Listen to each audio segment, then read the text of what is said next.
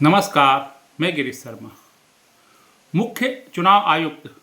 ज्ञानेश कुमार ने कहा कि चुनाव आयोग निष्पक्ष है, लेकिन उनकी निष्पक्षता पर सवाल उठता है कि उन्होंने राहुल गांधी को माफ़ीनामे या शपथ पत्र देने की बात कही, लेकिन केंद्रीय मंत्री अनुराग ठाकुर को, जिन्होंने भी राहुल गांधी की तरह ही आरोप लगाए थे, उन्हें ना ही शपथ पत्र और ना ही माफ़ी मांगने की बात कही है। सवाल यह है कि जब दोनों ही नेता चुनाव आयोग के साथ साथ फर्जी मतदाता से चुनाव जीतने का आरोप लगा रहे हैं, तो सिर्फ चुनाव आयोग राहुल गांधी पर ही निशाना कैसे साध सकता है, यह कहते हुए कि वह निष्पक्ष है।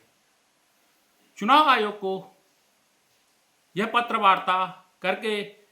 यह बताने की कोशिश करनी चाहिए थी कि जो आरोप राहुल गांधी लगा रहे हैं या अनुराग ठाकुर लगा रहे हैं वह पूरी तरह गलत है। उन्हें तथ्यों के साथ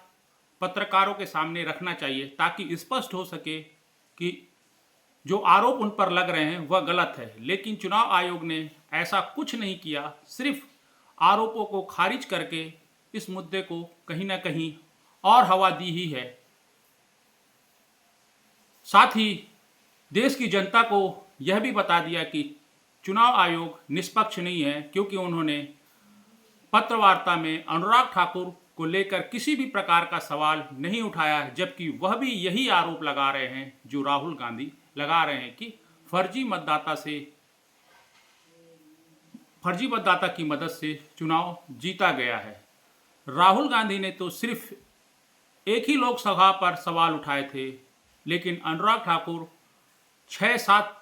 लोकसभा सीटों पर चुनाव जीतने का आरोप लगाए, लेकिन चुनाव आयोग निष्पक्ष होने के बाद भी अनुराग ठाकुर पर किसी प्रकार का कोई सवाल नहीं कर सका।